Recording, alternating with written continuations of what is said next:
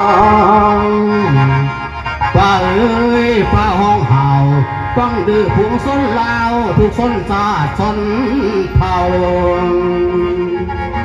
เผาวนขึ้นเรื่องเก่าเมืองเวียงจันทร์ลานสร้างเท้าศึกไทยมากวดลังเมืองเวียงจันทร์ถิบางจนแผ่นเกี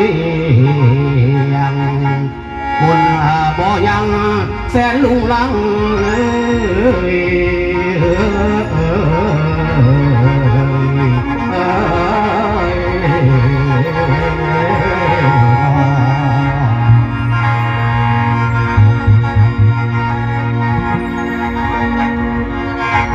ตั้งแต่ก่อนพ่อแม่เพิ่นบอกว่ากบกินเดือนสะเทือนฟ้าเกิดศึกมาสะเทือนไปหนอพอนอนรักษาเฮือนบ่ได้พวกก็กัดหมอดก็แห่งฟ้าเป็นบนบ่ยังคิดเบิ่งเข้าเมื่อครั้งอดีตเก่าไกลมาพวงภาษาเล่าทุกบ่งวกเงยคอได้เข้าสมัยลุงป้าพาลาซาสิงอำนาจเจ้าญาติคอยญาติเจ้าหลายหน่อยก็แม่นเอาบัดนี้ฟังเบิ่งเดิมฟังคำฝันสิเบ้าอนุราชองค์กษัตริย์แผ่นสมบัติอินทวงศ์แม่นพระองค์อวนอายอนุสายแสงกาเป็นราชาผู้องค์อาจจิตหักษานักหลวงแน่นเก็บแผ่นอยู่บ่ไหวถ้าผู้ละเฮาสมัยเจ้าอ้ายในบทศาสตร์เสียสิทธิ์ชื่อเสียงเล่าเฮาจนมิตรถึงสู่ไทยไปจอยเพียงจันตกเป็นข่อยได้หลายปีเขากดขี่หรือพอดื้อสิทธิเสรีพร้อมทั้งเอกราชนั้นบอกพันพอสิเต้าขึ้นบัดอนุเจ้าสิพื้นญาติแดงขึ้นม่านพวงปัสสาสิสมทบซอยทีก็มีหน่อยหลวงพระบางตกเป็นข่อยสยามไทยได้ผันแบงจำประสักไทยญาติแดงเป็นเมืองขึ้นตั้งแต่เฮิงเมืองเวียงจันทร์บ่มีบอนสีเทิงอาศัยเพิงแต่เมืองเดียวอาณาจักรเวียงจันทร์ฟันกับไทยกรุงสยามกระซำลิงผีสาม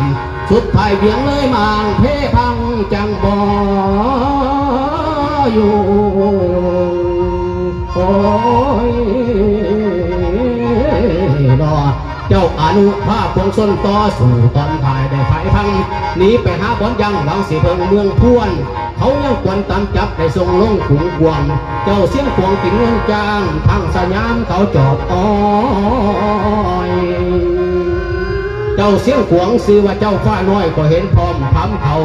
วันนี้บ่อยากเล่าเรื่องเก่ามันสิผิดซาเล่าเฮาเสียสิทธิ์ตั้งแต่ปังข้าวนั้นเขาญาติกันจนเกียงบุญบังเบียงบ่ป่าปล่อยให้ตัวปอกพ่อลูกน้อยคอยขาแต่อย่ากินคนเอาไปทุกสิ้นกินไปบ่ยังเงินแก้วของในคลังแต่แม่นบ่ยังเหลือไว้องค์พระใสเอาไปเกียงนี่ไกเวียงน้อพ่อใหญ่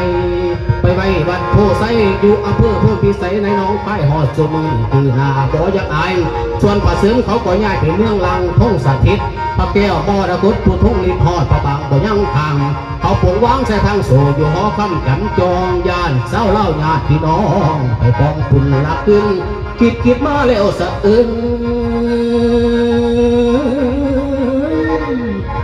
คิดมาแล้วสะอื่นที่ศาสตร์อื่นก็ยังไทยอันนี้ตีเล่ากับไทยแต่คุณเดียวก็ยอมทำหน่อลงไตความบ้าบอนจนหายความบ้าอะไรเอ่ยจนโอ้เอา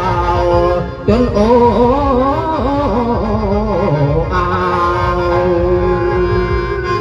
โอ้ยพอรู้เฮ้ยส่วนผาสุกฟันที่เบาแต่เข้าข้างลองแพมกว่าสิไปเสียงแท้ทั้งไตฟังนครหอดปากลืมน้ำทางพรเบิ้นวันกันโคไปกับโออุกย่านบ่ไว้ไปวงสุดท้ายแพ้เลยลมจมลงวังตั้งบ่อสวยพร้อมทั้งพระพร้อมทั้งคนพากันโม่ละมิ่งมวยโอ้ยจมน้ำแม่นาทีเลยจมน้ำแม่นาทีกับเบนมี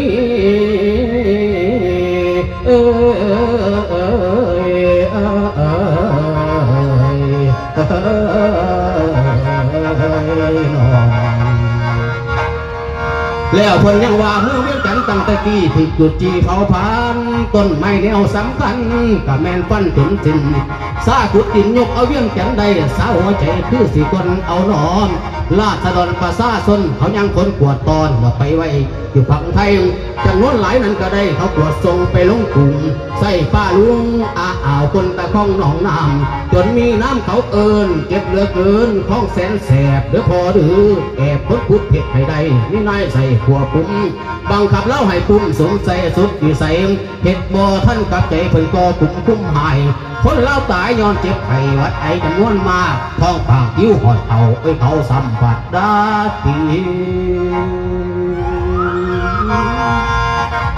ความเจ็บแสบที่ว่านี่ให้น้องพี่พากันคิดแน่ดื่มเฮาผิดยังเอาสารแล้วจึงเคยบางตั้งแต่ก่อนพญาแล้วเฮาสั่งไว้อันดีมีอันชวนสาเหตุใหญ่ย้อนเฮือนหัวมาแต่ลบมันบ่จบตั้งแต่เขาบ่หานบ่แม่นแน่นอนบ่แล้วนี่รับจังซีมบ่แม่นว่าข่อยเข่งฮ้อนผมเครียดในคนไผดอกเดิมบ่ใส่ใจให้พ้นลาวเพื่อหำเฮียนเอาไว้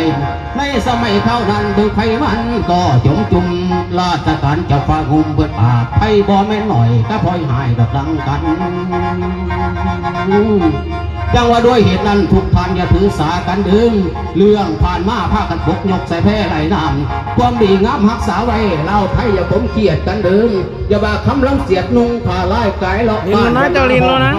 ลินแล้วนะพอคนแล้วจงหีบหอนถอดถอนเพื่อเป็นบทเพียนลูกหลานเล่าพากันเพียนหันเพียนให้มันกล่าวน้ำตาเล่าเฮาพ้นอนุสนลุนสืบทอดตาบอดหูหนวกต้องลบล้างอย่าบ่มสร้างดังเดิมลูกหลานเล่าต้องให้เริ่มละไล่แนวคิดเก่าป่าแนวคิดเป็นเจ้าบกเป็นเจ้าเล่าช่วงสิ้นกันญาติเก้าอี้พอดีนาให้ยาเศร้าดินเล่าเฮาสาเล่าเฮาเป็นเจ้าหักษาเอาไว้แน่นมูลเมามีแต่เก่าแก่วีระบุรุษเพิ่นมอบให้หักษาไว้อย่าเสื่อมสูญหักษาไว้อย่าเสื่อมสูญ